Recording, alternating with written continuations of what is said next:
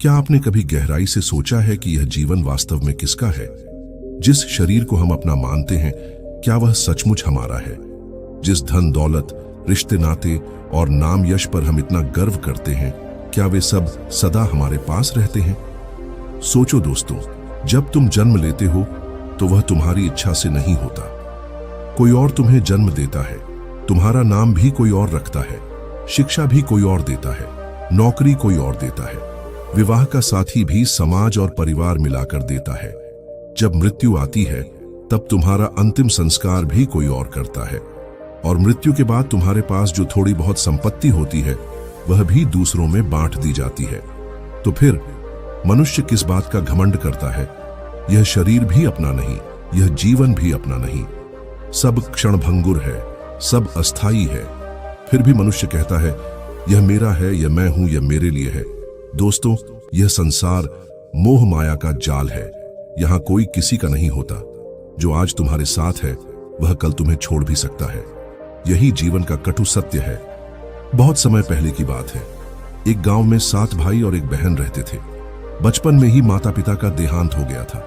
7 भाइयों ने बहन को मां की तरह माना और बहन ने भाइयों को पिता की तरह। जीवन कठिन था, पर वे सब मिलकर हर समस्या का सामना करते।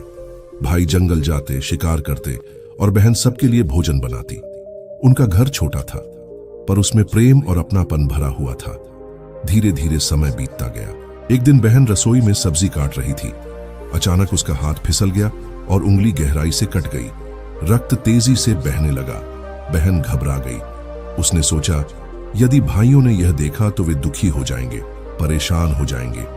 वह रक्त छिपाने का उपाय ढूंढने लगी। पहले सोचा कि ओढ़नी पर पोंछ दूं, पर वहां दाग रह जाएगा। फिर सोचा कि दीवार पर पोंछ दूं, पर वहां भी निशान रह जाएंगे। अंत में उसने रक्त उसी सब्जी में मिला दिया जो पक रही थी। शाम को भाई जंगल से लौटे। भोजन करते समय उन्होंने कहा, बहन, आज सब्जी का स्वाद कितना अद्भुत है। पहले कभी इतनी स्वादिष्ट सब्जी नहीं खाई। बहन ने उनकी बातें सुनी और भीतर ही भीतर मुस्कुरा दी। उसे लगा कि उसने सब ठीक से छुपा लिया है। पर दोस्तों, यहीं से लोभ की बीज भूमि तैयार हुई। रात को 6 भाइयों के मन में विकृत विचार आने लगे। वे सोचने लगे, आज जो स्वाद हमें मिला वह रक्त के कारण था। यदि रक्त इतना स्वादिष्ट है तो बहन का पूरा शरीर कितना स्वादिष्ट होगा। उनके मन का अंधकार उन्हें उस पापपूर्ण सोच की ओर खींच ले गया। सबसे छोटा भाई यह सब सुनकर कांप गया। उसका हृदय विरोध करना चाहता था, पर बड़े भाइयों के दबाव और डर के कारण वह मौन रह गया। उसके भीतर द्वंद्व था। एक ओर बहन के प्रति प्रेम और करुणा, दूसरी ओर भाइयों के भय और आज्ञा। 6 भाइयों ने योजना बनाई। उन्होंने बहन से कहा, हम तुम्हारे लिए एक वर ढूंढ लाए हैं, चलो हम तुम्हें उसका घर दिखाएंगे। बहन भोली थी, उसने विश्वास कर लिया। वह अपने भविष्य के सपनों में डूबते हुए भाइयों के साथ चल पड़ी। वे उसे एक टीले पर ले गए जहां बांस और पत्तों से बना एक चबूतरा था। उन्होंने कहा, यही तुम्हारा नया घर है। बहन ने सरल हृदय से विश्वास किया, पर तभी भाइयों ने उसे पकड़कर बांध दिया। बहन समझ गई कि उसके अपने ही उसे मारने वाले हैं। उसने करुणा भरे स्वर में कहा, भैया, यदि मुझे मारना ही है तो मेरी छाती पर मारना, पीठ पर मत मारना। मैं प्रार्थना करती हूं कि मेरा वध हो जाए, पर मेरे छोटे भाई का जीवन बचा रहे। 6 भाइयों ने तीर चलाए, पर हर बार निशाना चूक गया। जब छोटे भाई की बारी आई तो वह रो पड़ा।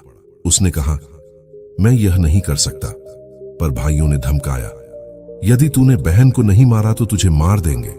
छोटा भाई भयभीत होकर तीर उठाता है। बहन फोल्डेड हैंड्स कहती है, भैया चिंता मत करो, यह पाप तुम्हारे ऊपर नहीं आएगा। मैं स्वयं प्रार्थना करूंगी कि तेरा तीर मुझे लगे।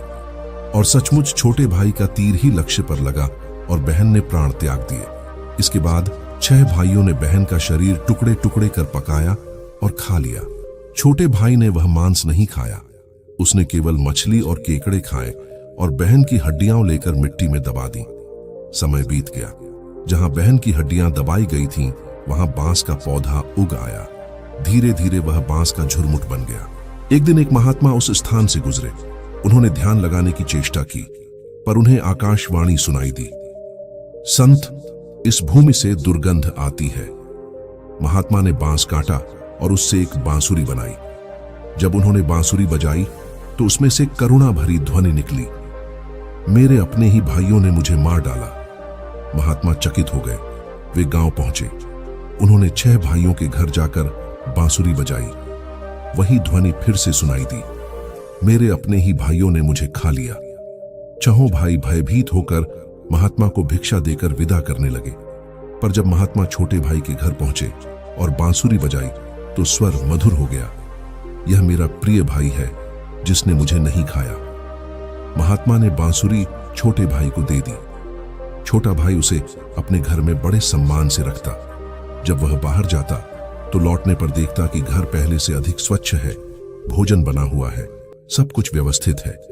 वह सोचने लगा, यह सब कौन करता है। एक दिन उसने छिपकर देखा। बांसुरी से एक सुंदर कन्या प्रकट हुई जो घर का काम करती और फिर बांसुरी में समा जाती।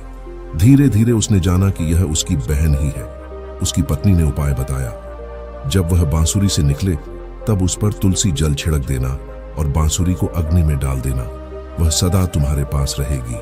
छोटे भाई ने ऐसा ही किया और सचमुच बहन स्थायी रूप से लौट आई। दोस्तों, यह कथा केवल कथा नहीं है, यह गहरी शिक्षा है। जहां लोभ है वहां अपनापन नहीं होता। जहां स्वार्थ है वहां रिश्ते टूट जाते हैं। 6 भाइयों ने लोभ में आकर बहन को मार दिया। उन्होंने अपना धर्म, अपना कर्तव्य और अपना रिश्ता सब भुला दिया। अंत में वही भय में जीते रहे।